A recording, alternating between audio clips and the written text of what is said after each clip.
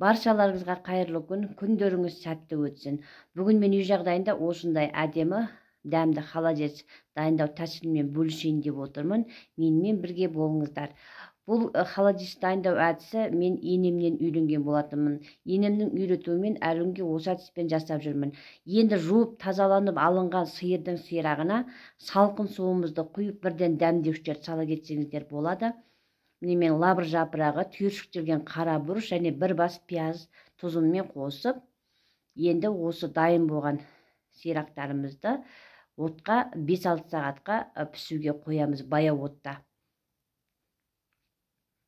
Міне 5-6 сағатқа қойған жаңағы сіңіріміз өте жұмсақ әдемі піскен екен. Енді ет тартқыштан тартатын боламын.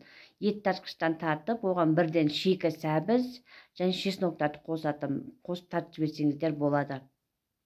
Осы әдіспен жасасаңыздар өте жақсы шығады бұл. Ет тартқыштан тартып алдым. Қазіргі холодец дайындау әдістерімен YouTube каналдардан көріп жатырмын. Бірінші суын төгіп тастап жатады. Енді мен олай емес. Бірінші су барлық витаминнің бәрі бірінші сорпада қалады. Сондықтан мен ол бірінші сорпаны төгпеймін. Міне ет тартқыштан өткізіп алған сіңірімізге бұрышымызды қосып, лабыр жапырағын тағы да аз мөлшерде қоссаңыздар болады. Сорпаны қосып, енді осы дайын болған холодесімізді мен қайтадан отқа қоямын да, бір бұрқ еткізіп қайнатып алып, дайындап алған кез келген формаға құйсаңыздар болады. Міне мен жайпақ табақтарға құйып алып, әдемі болып езілмей қатып әдемі болып дайын болған екен. Холодецім осылай жасап көрсеңіздер болады. Менімен бірге болғандарыңызға алғысым шексіз.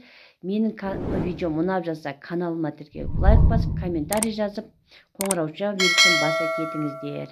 Осылай жасап көріңіздер. Келесі видеода кездескенше аман сау болыңыздар.